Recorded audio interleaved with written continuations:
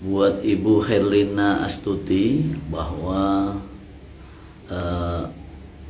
kaitan ini penyakit Ibu apakah ada kaitan dengan mistik atau apa? Kalau menurut saya tidak ya, insyaallah itu medis.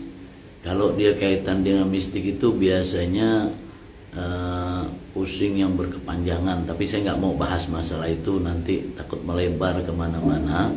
Tapi yang pasti biasanya seperti ini, batuk yang berkelanjutan sampai durasi yang lama, saya sarankan Ibu untuk minum air madu hangat. Jadi madu 1 sendok, terus kemudian dicampur dengan air hangat setengah cangkir.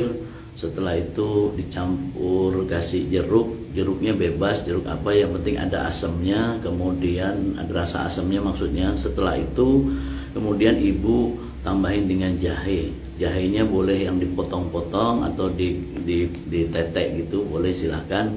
Ibu minum setiap hari 2 kali. Masalah waktunya terserah Ibu, yang penting jangan pada saat itu berdekatan dengan minum obat dari medis. Semoga insya Allah lekas sembuh Ibu.